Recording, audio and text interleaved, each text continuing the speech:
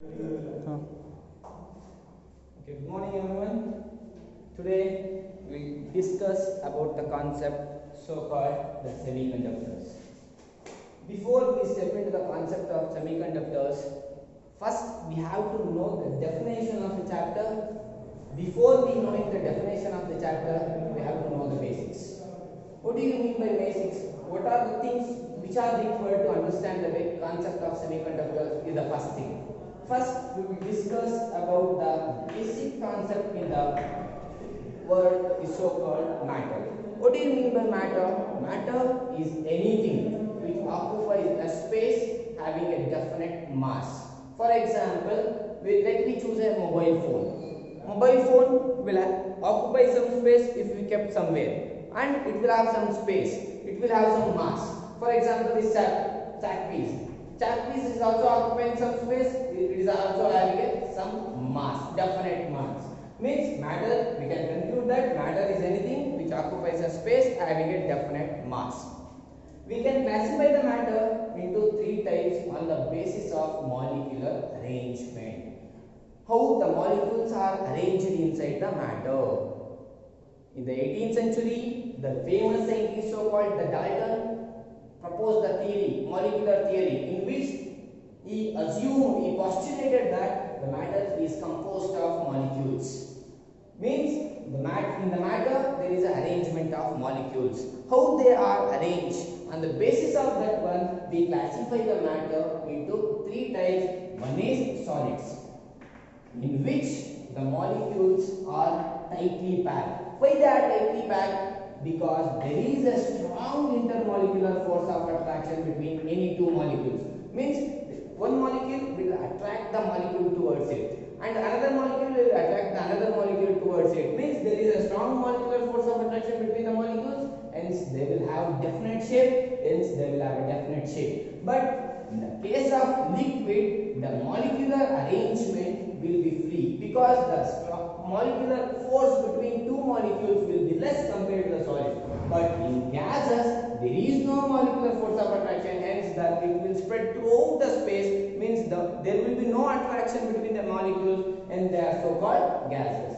Here we will never consider about the liquids and gases, because in electronics the liquids and gases will have no influence, will not have any advantage. Hence we will carry it to the concept of solids. Again, the solids are classified into three types on the basis of two main criteria. One is conductivity and another one is energy band.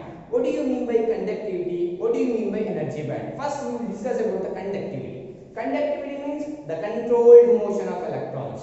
Nothing but the electric current. What do you mean by electric current? It is the rate of flow of charges. Means what are the charges? They are nothing but electrons. Electrons are the charged particles. Means the solids can be classified into three types. One is conductors. The name itself suggests that it will conduct. What it will conduct? It will conduct the electrons in a particular direction. It will allow the electrons to flow through that. And the next one is semiconductors. Means the name again itself suggests that it partially, semi means partially conduct. Means it acts as a conductor at a particular condition. Some terms and conditions will be applied. Means at certain conditions it will act as a conductor. At certain conditions it will not conduct. Nothing but it will not conduct means there is another element so-called insulator.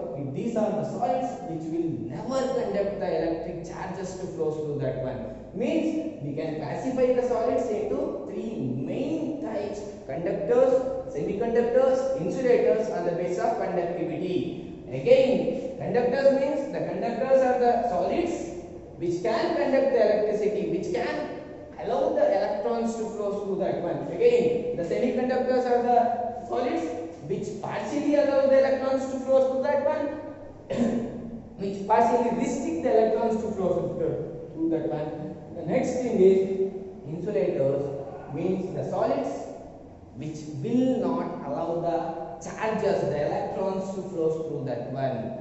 Again, but here in the chapter semiconductors, we will never concentrating on the concept of conductivity. We will concentrate on the concept so-called energy band. What do you mean by energy band? how they are classified, how the solids can be classified into three types: solids, semiconductors and insulators. Conductors is also called metals because all the metals will conduct electricity. Hence the conductor is also called metals. How the solids can be classified on the basis of energy band is the next question. What do you mean by energy band is the next question. Before we step into the concept of energy band, we have to know the basic definition of energy. We have to know the basic definition energy associated with the electron in an atom. In the 19th century, after the discovery of electron by the J.J. Thomson, atomic models were discovered. Again, we have a vector atomic model in which it states that there is a central core called nucleus around which the electrons are revolving in a circular orbit or elliptical orbit. We will call it both of them. In the furtherized manner, we will call it as elliptical orbit, but in the basic concept, we will call it as a circular orbit to know the basic definitions or basic properties of the atom.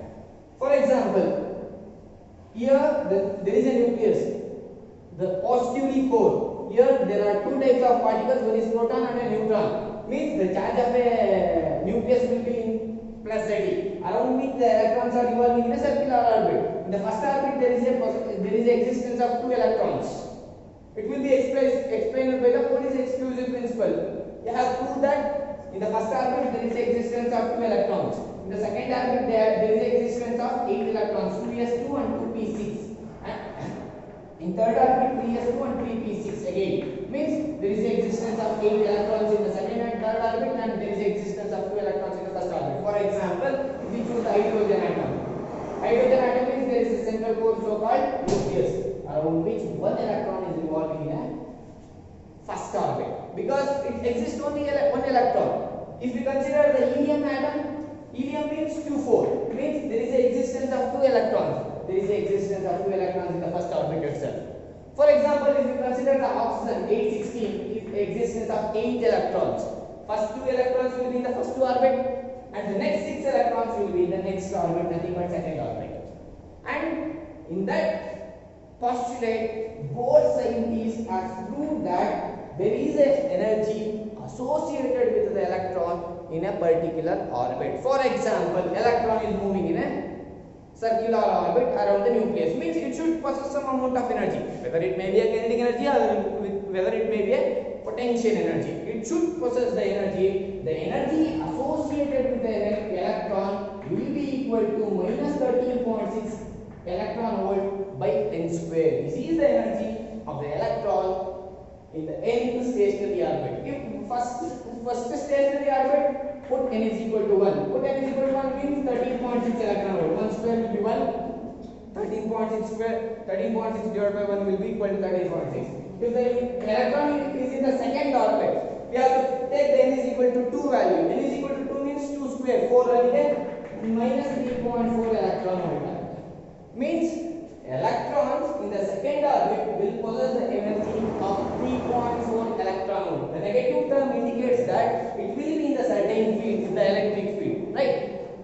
The next thing is, but in the solids there is no existence of single atom.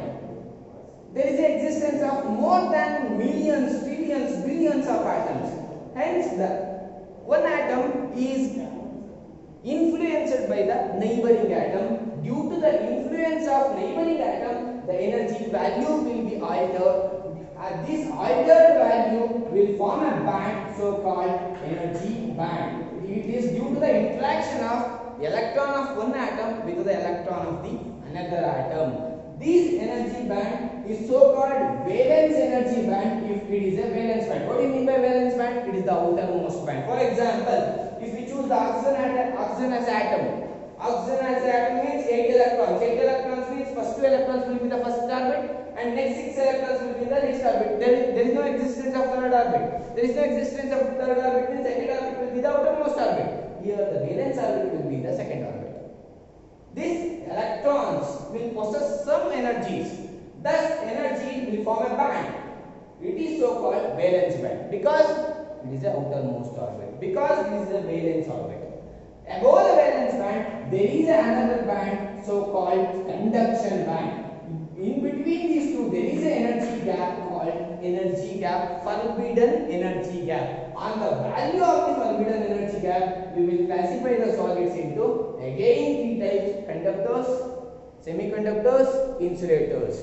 If for example, let me choose the next concept of conductors. Conductors means it should conduct electricity.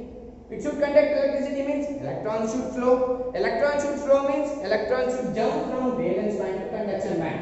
If it jumps means valence band will be overlapped with the conduction band. Means there is no gap between the conduction band and valence band. Means the electrons in the valence band will easily jump into the conduction band. Means there is no restriction for the electrons to flow through that band. Means they can easily transport it from valence band to conduction band. Hence the conductors are so called conductors because they will conduct electricity. Because they conduct the electrons to flow from one band to another band, jump from the lower energy level to the higher energy level. But in insulators, the conduct valence band will be separated by the large amount, almost by greater than 3 electron volt. Hence, there is a large energy gap. Here, the electrons in the valence band will never have the energy to jump into the conduction band. Means the electron will be stabilized in the valence band. There is no movement of electrons, means there will be no conductivity, hence they are called insulators. The next question is semiconductors. Means if the energy gap is more than 3 electron volt, they will act as an insulator. If the energy gap is 0 electron volt, they will act as a conductor. If it is between 0 and 3, again they will act as a semiconductors. Means we can classify the solids into 3 major types: conductors, semiconductors, insulators on the basis of energy band. If the energy gap, forbidden energy gap is 0 or very small, we will call it as a conductors, in which the valence band overlap with the conduction band. The next question is semiconductors. What do you mean by semiconductors? Again, semiconductor is also solids, but the energy gap will be between 0 electron volt and 3 electron volt. If the energy gap is more than 3 electron volt, they will act as an insulator because the valence band electrons cannot move to the conduction band. Conduction band, it is the band consists of the electrons which are conducting electricity. Here the name suggests conduction means conducting electrons, moving electrons. Here the moving electron should jump from a valence band. Here the energy band is so large that the energy band electrons will never come into the conduction band. Hence they will act as an insulator because they will never conduct the electrons from valence band to conduction band. The one major thing is among the periodic table, among the 108 elements in the periodic table, the diamond is the most insulator, having the energy gap of 7 electron volt. It is the most wanted thing in the periodic table. It is most utilizing thing in the semiconducting devices. How they can be utilized, we will discuss about that